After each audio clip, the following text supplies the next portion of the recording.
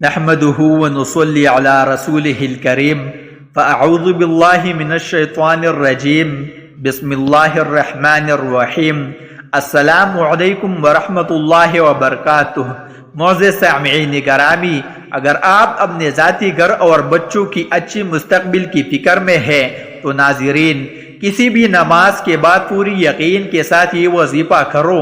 انشاءاللہ اس بابرکت وظیفے کی بدولت اللہ آپ کو اپنے گھر کا مالک بنا دے گا۔ ناظرین گرامی، ہر کسی کی خواہش ہوتی ہے کہ اس کا اپنا ذاتی مکان ہو، مال و دولت ہو، سکون والی زندگی ہو۔ تو میرے بھائیوں، یہ تب ممکن ہوگا جب ہم اپنے رب کی بارگاہ الہی میں مانگتے رہیں گے۔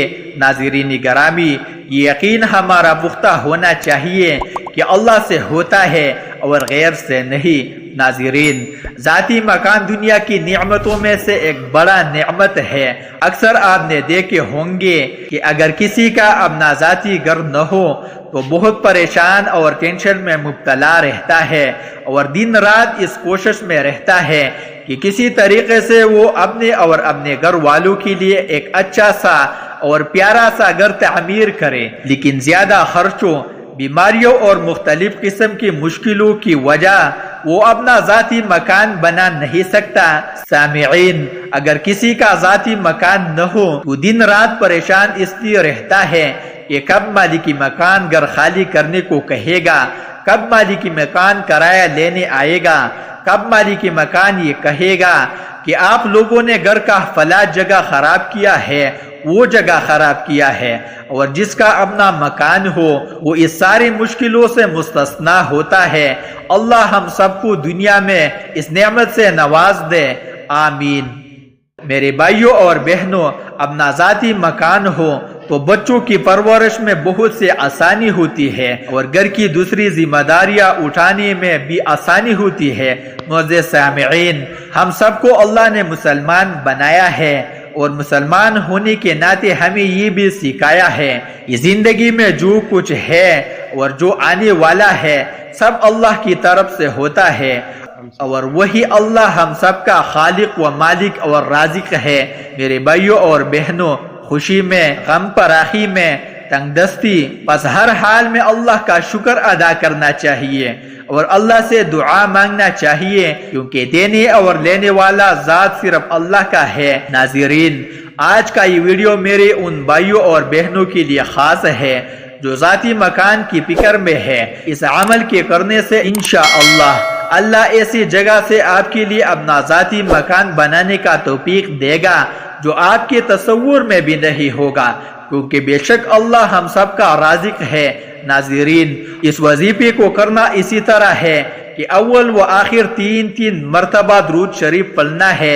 آئیے ناظرین، ہم سب مل کر ایک بار تاجداری نبوت مصطفیٰ صلی اللہ علیہ وسلم پر درود و سلام پڑھتے ہیں۔ اللہم صلی علی محمد وعلی آل محمد کما صلیت علی ابراہیم وعلی آل ابراہیم انک حمید مجید۔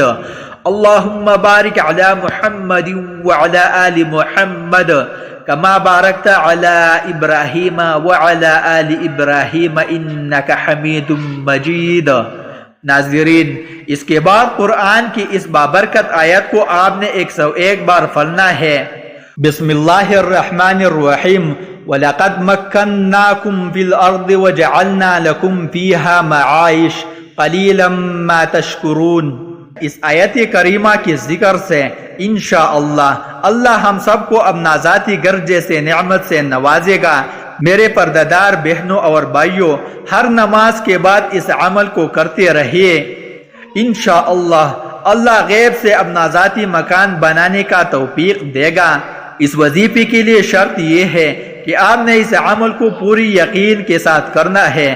ناظرین، اس عمل کو آپ کر کے دیکھ لیں، آپ کو میں گارنٹی دے رہا ہوں، آج آپ کو ایسا خزانہ آپ کے حوالے کر رہا ہوں کہ آپ ساری زندگی انشاءاللہ پرسکون ہو جائے گے اور اس بندے ناچیز کو دعا دے گے کہ کاش آپ کو اس عمل کے بارے میں پہلے بتا دیا ہوتا۔